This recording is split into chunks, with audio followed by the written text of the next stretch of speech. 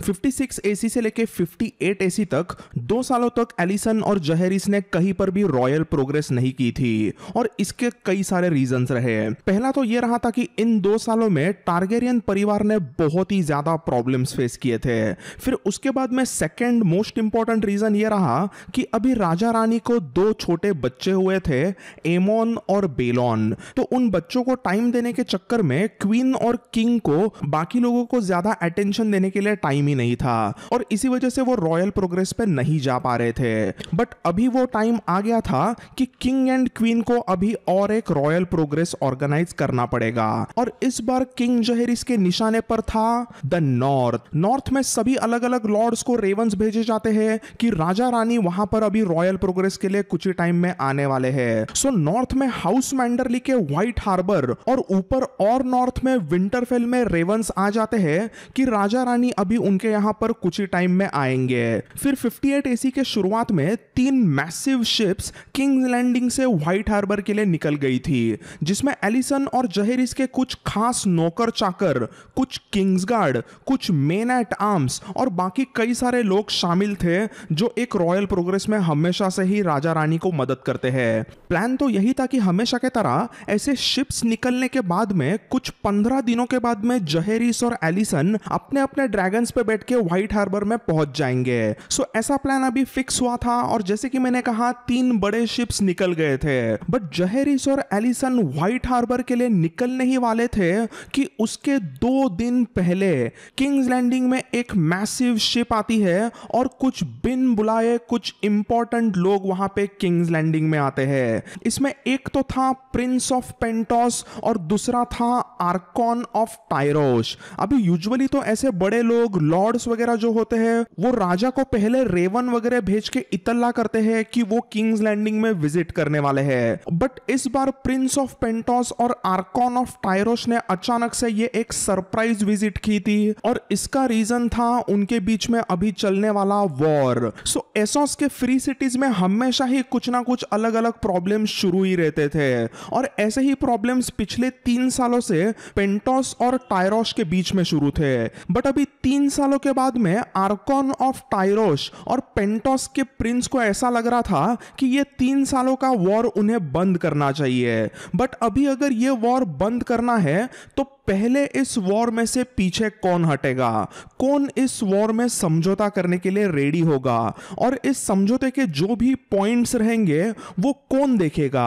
तो आर्कॉन और टायरोस और पेंटोस को ऐसा लगता है कि किंग जहेरिस उनके बीच में समझौता करने में मदद कर सकता है। अभी पिछले 8 सालों से जहेरिस वेस्टेरोस का राजा था और पूरे नोन वर्ल्ड में उसका सक्सेसफुल रेन अभी पॉपुलर होने लगा था। सभी लोग जानते थे कि राजा जहेरिस मतलब बहुत ही होनहार, बहुत ही टैलेंटेड राजा है। इसीलिए तो आर्कॉन ऑफ टायरोस और प्रिंस ऑफ पेंटोस उनके बीच में समझौता करना चाहते थे जहेरिस के जरिए। वो दोनों भी चाहते थे कि जहेरिस उनके बीच में एक मेडिएटर के तौर पे काम करे। मेडिएटर यानी बेसिकली 2 झगड़े करने वाले लोगों के बीच में सुलह करने वाला एक तीसरा बंदा। तो अभी आर्कॉन ऑफ टायरोस और प्रिंस ऑफ पेंटोस जैसे 2 बहुत ही इंपॉर्टेंट लोग सीधा किंग्स लैंडिंग में आने की वजह से मामला अभी थोड़ा सा पेचीदा हो गया था, क्योंकि अभी ऐसा तो नहीं हो सकता कि आर्कॉन ऑफ टायरोस और प्रिंस ऑफ पेंटोस के बीच में सुलह बस एक दिन में हो जाए। जहेरिस को अगर उन दोनों के बीच में सुलह करानी है तो उसके लिए कई सारा टाइम लगेगा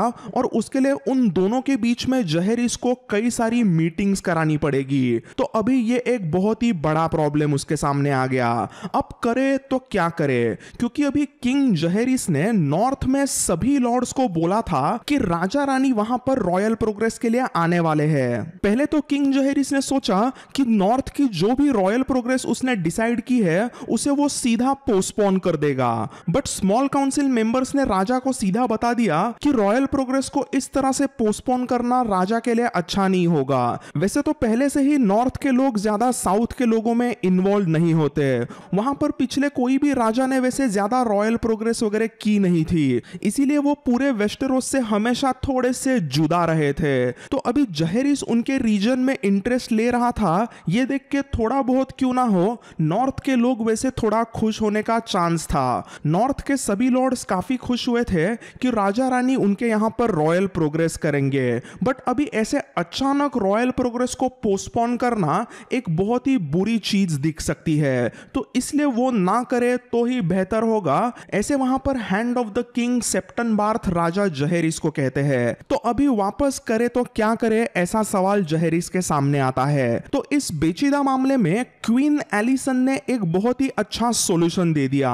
उसने सीधा कह दिया कि वो खुद अकेली नॉर्थ में जाएगी और रॉयल प्रोग्रेस वैसे की वैसे शुरू रहेगी जैसे उन्होंने पहले से प्लान की है। क्वीन एलिसन इस स्मॉल काउंसिल मीटिंग में कहती है कि वो पहले व्हाइट हार्बर में और फिर इवेंचुअली विंटरफेल में अकेली जाएगी। बट इवेंचुअली जब जहेरिस का किंग्स लैंडिंग का काम सब खत्म होगा तब जहेरिस उसे डायरेक्टली विंटरफेल में आके मिल सकता है। तो ऐसा एक सॉल्यूशन यहां पर Queen Alysanne small council meeting में देती है। पहले तो किंग जहेरिस ने इस सॉल्यूशन को सीधा मना कर दिया था क्योंकि उसे अपने बीवी को अकेले ही नॉर्थ में नहीं भेजना था। बट उसे इवेंचुअली स्मॉल काउंसिल के मेंबर सभी लोग समझाते हैं कि यह सॉल्यूशन ही एक बेस्ट प्लान है और इसे एक्सेप्ट करना ही राजा का अच्छा डिसीजन होगा।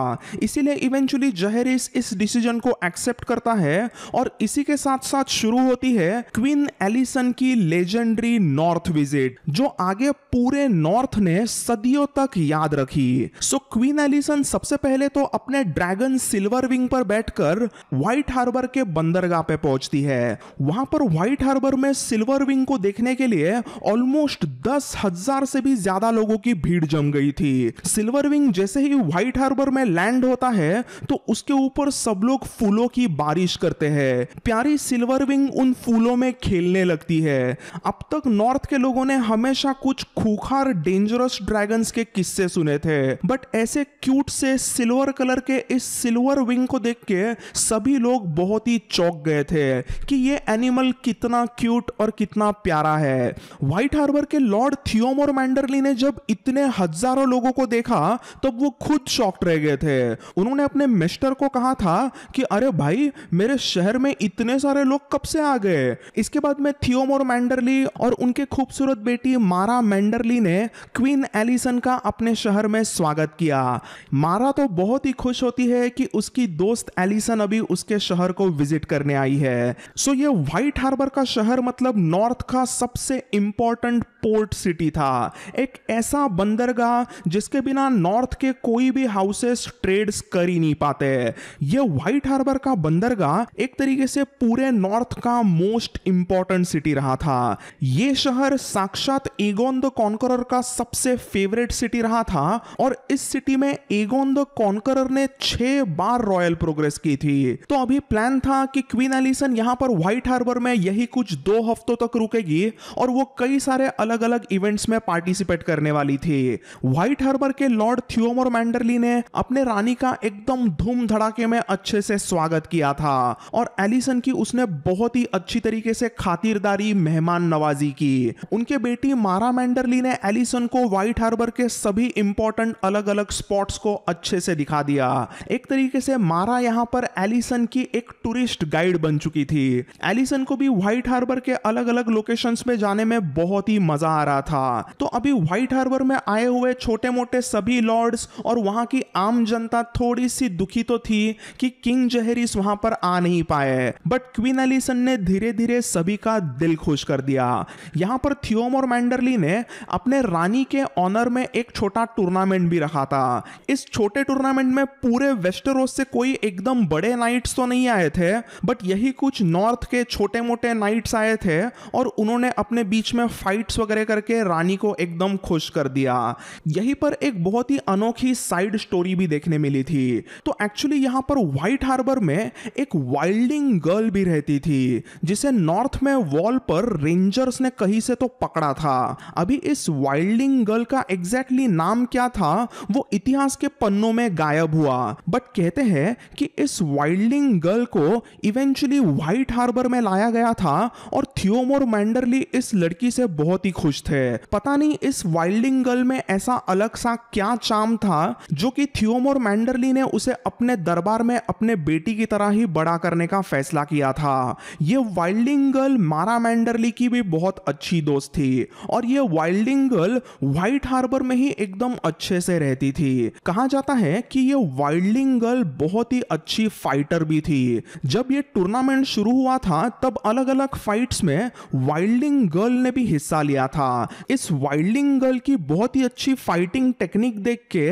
इवन क्वीन एलिसन की क्वींस गार्ड जॉनक्विल ड्रेक भी बेहद इंप्रेस हुई थी। तो इस टूर्नामेंट में जॉनक्विल ड्रेक वर्सेस ये वाइल्डिंग गर्ल ऐसे एक छोटी सी बहुत ही एंटरटेनिंग फाइट भी हुई थी। अभी वैसे तो इस फाइट के शुरुआत में जॉनक्विल ड्रेक ने इस वाइल्डिंग गर्ल पे कोई जोर से अटैक नहीं किया, बट धीरे धीरे अचानक से इस वाइल्डिंग गर्ल ने बहुत ही अच्छा परफॉर्मेंस दिया था और उसने साक्षात जॉनक्विल ड्रेक जैसे तगड़े फाइटर को एकदम टफ फाइट दी थी। तो ये एक टूर्नामेंट हुई और ऐसे ही व्हाइट हार्बर में अलग अलग कई सारे इवेंट्स ऑलमोस्ट 20 दिनों तक शुरू रहे।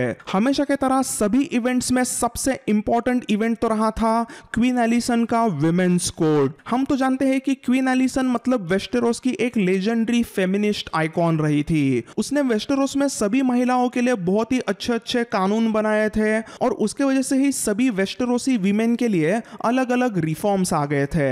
महारानी एलिसन 20 दिनों के लिए बहुत ही खुशी में रही थी, बट फिर उसके बाद में क्वीन का रेटेन्यू यानी कि नौकर चाकर दोस्त ऐसा पूरा जो उसका ताफा था, एक उसका जो ग्रुप था, वो व्हाइट नाइफ के नदी से आगे विंटरफेल के तरफ निकलता है। हमेशा की तरह ये पूरा ग्रुप पहले विंटरफेल में पहुंचेगा और फिर उसके बाद में पीछे से एलिसन वहां पर उनको जाके मिलेगी, ऐसा एक प्लान किया जाता है। बट एलिसन सीधा कहती है कि मैं अभी यहां पर व्हाइट हार्बर में नहीं रुकूंगी, मैं अकेली डायरेक्टली नॉर्थ में जाऊंगी। ऐसा कह के एलिसन सीधा अपने ड्रैगन सिल्वर विंग पे बैठती है और वो अकेले ही विंटरफेल के लिए निकल जाती है। यही कुछ 12 से 15 घंटों के एक लंबे फ्लाइट के बाद में इवेंचुअली क्वीन एलिसन विंटरफेल में पहुंच जाती है। एलिसन हमेशा की तरह ही विंटरफेल के ऊपर यही कुछ 4-5 चक्कर मारती है और एक अपनी पावर मूव वहां पर करके दिखाती है।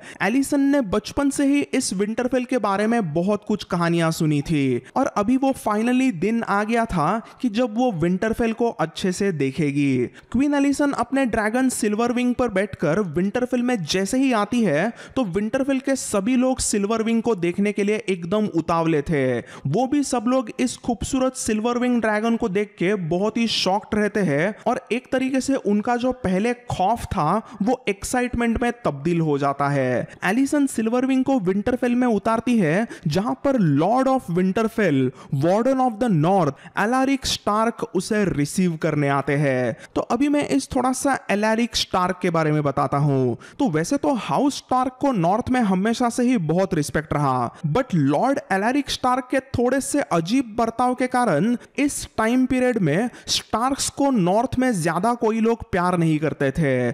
कई सारे अलग अलग नॉर्थ के लॉर्ड्स और स्मॉल फोक स्टार्क्स को एक्चुअली हेट करते थे क्योंकि लॉर्ड एलारिक स्टार्क थोड़े से गुस्से लॉर्ड रहे थे। तो अगर आपको याद हो तो हमने चैप्टर 28 में देखा था कि कैसे इस लॉर्ड एलारिक स्टार्क का बड़ा भाई लॉर्ड वॉल्टन स्टार्क मारा गया था। तो उसके बड़े भाई वॉल्टन के मरने के वजह से इस एलारिक को ये वार्डन ऑफ नॉर्थ का विंटरफेल का तख्त मिला था।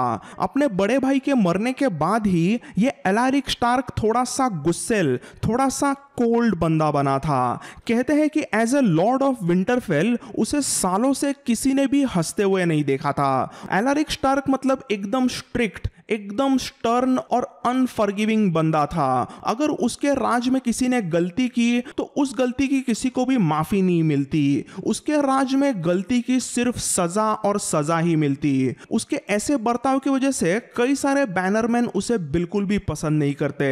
अब क्वीन एलिसन ने एलारिक के इस बिहेवियर के बारे में लॉर्ड थियोमोर मैंडरली से पहले से ही सुना था। क्वीन एलिसन को अच्छे से पता था कि एलारिक स्टार्क उसके साथ में कैसे पेश आएंगे। So she was already prepared and उसी के साथ साथ हुई first meeting between lord of Winterfell Alaric Stark and queen of the 7 kingdoms Alysanne Targaryen. जब वो दोनों एक दूसरे के सामने फेस टू फेस सबसे पहली बार आए तब एलारिक ने उसके सामने बेंड नी नहीं किया था, बट खूबसूरत एलिसन के गाउन को देख के उसने कहा, योर ग्रेस आई होप आपने इससे भी कुछ और अच्छे वार्म कपड़े यहाँ पे लाए होंगे। My queen, this is the north. ये ऐसे कपड़े यहाँ पर नहीं चलते।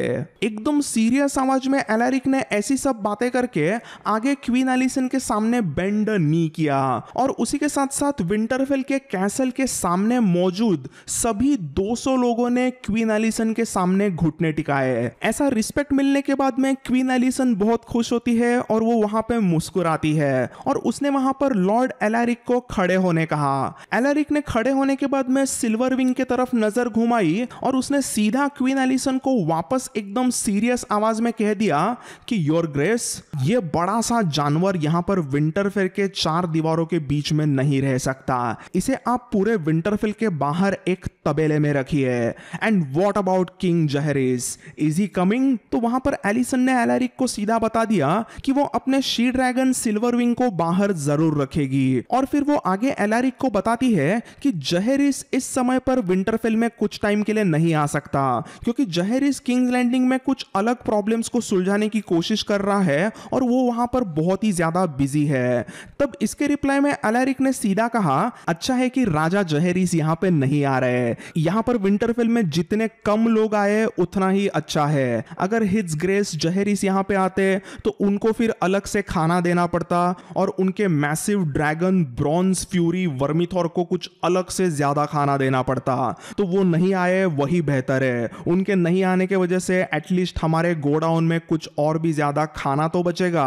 माई queen, this is the north and the winter is coming. यहाँ हम विंटरफेल में ज्यादा लोगों की मेहमान नवाजी वैसे करते भी नहीं है। So you carry on with your day. ऐसी कुछ अजीब सी तानेबाजी करके एलैरिक स्टार्क वहां से निकल जाता है। तो एलैरिक स्टार्क के ऐसे बर्ताव के वजह से अब तक आपको और क्वीन एलिसन को भी समझ में आ ही गया था कि एलैरिक कैसा थोड़ा सा मुंहफट एकदम बोल बच्चन वाला स्ट्रिक्ट बंदा था। बट क्वीन एलिसन हार मानने नहीं वाली थी।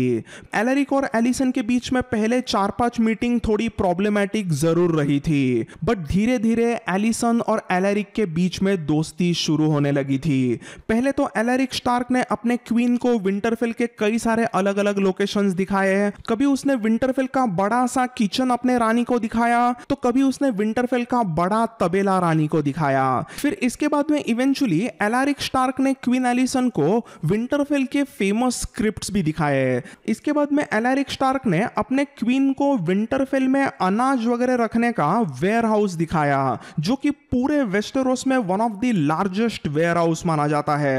तो इस तरीके से क्वीन एलिसन की विंटरफेल में भी अलग अलग मीटिंग शुरू थी और अलग अलग फंक्शंस में वो हिस्सा ले रही थी। और इसी के साथ साथ धीरे धीरे charming and cute Queen Alysanne के सामने एकदम stubborn northern man Alaric Stark भी अभी पिघलने लग गया था। एक बार ऐसे ही एलैरिक और एलिसन कुछ बात कर रहे थे और एलैरिक अचानक से जोर जोर से हंसने लगते हैं। अपने लॉर्ड एलैरिक को इस तरीके से हंसते हुए देख के विंटरफेल के सभी नौकर एकदम ही शॉक्ड हो जाते हैं।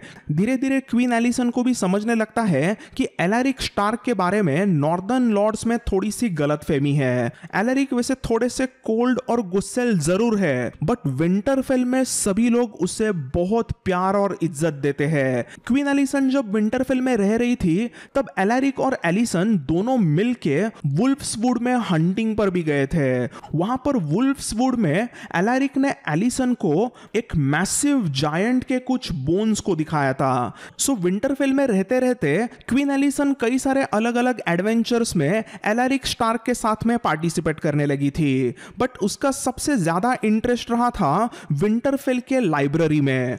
हम तो जानते हैं कि क्वीन एलिसन हमेशा से ही एक बहुत ही पढ़ाकू बंदी रही थी। उसने एक जमाने में सिटाडेल में सबको कह दिया था कि सिटाडेल में भी औरतों को आने देना चाहिए। जब क्वीन एलिसन ने विंटरफेल के लाइब्रेरी में कुछ बुक्स पढ़ी तो वो एकदम ही शॉक्ड रह गई थी क्योंकि वहां पर विंटरफेल के लाइब्रेरी में कुछ ऐसी बुक्स थी जो उसने सिटाडेल में भी नहीं देखी थी। तो उसने यहां पर लॉर्ड एलैरिक स्टार्क को रिक्वेस्ट की थी कि इन बुक्स को उसे दिया जाए और वो इन बुक्स को आराम से किंग्स लैंडिंग में पढ़ना चाहती है। तो इसके रिप्लाई में एलैरिक स्टार्क ने भी हाँ कह दिया। सो जैसे जैसे ये दिन बीते जा रहे थे एलिसन और एलैरिक कुछ ज्यादा ही क्लोज फ्रेंड्स बनने लगे थे। आगे एक समय तो ऐसा आ गया था कि एलिसन ने एलैरिक का हाथ पकड़कर उसने अपने सिल्वर विंग को टच करवाया था। यूजुअली टारगेरियंस के अलावा कोई भी इंसान ड्रैगन्स के नजदीक भी नहीं जा सकता क्योंकि ड्रैगन्स वैसे डेंजरस होते हैं, बट सिल्वर विंग ने एलेरिक स्टार्क को उसके नजदीक आने दिया था क्योंकि उसने भी जाना था कि उसकी राइडर एलिसन और एलेरिक स्टार्क काफी अच्छे दोस्त है। तो lords and ladies, I know कि अभी यहां पर कुछ लोगों को ऐसा लग सकता है कि क्या क्वीन एलिसन और एलेरिक स्टार्क के बीच में अफेयर हुआ था। तो यहां पे लेट मी बी क्लियर कि ऐसा कुछ भी फायर एंड ब्लड के किताब में डायरेक्टली मेंशन नहीं है। हमें हमेशा बुक में यही देखने मिला कि एलिसन ऑलवेज लव्ड जहेरिस, बट क्या पता, कई सारे फैंस मानते हैं कि एलिसन और एलेरिक के बीच में एक छोटी सी लव स्टोरी जरूर हुई रहेगी। अभी ये चीज एक फैन थियरी है, but even George R Martin ने इसे डिनाई नहीं किया। So it's up to our interpretation कि उन दोनों के बीच में आखिर क्या हुआ होगा। सो क्वीन एलिसन और एलेरिक स्टार्क के बीच में हमें कई सारे हेल्दी फ्लर्टिंग वाले किस्से जरूर देखने मिलते हैं, बट मोस्टली उन दोनों के बीच में हेल्दी फ्रेंडशिप ज्यादा रही थी। तो लॉर्ड्स एंड लेडीज, आज के चैप्टर में बस इतना ही। अभी भी क्वीन एलिसन की थोड़ी नॉर्थ की ट्रिप बाकी है, वो यहां से और भी कहीं और जाने वाली है नॉर्थ में, तो वो सब हम जानेंगे अगले चैप्टर में। Until then, bye and take care.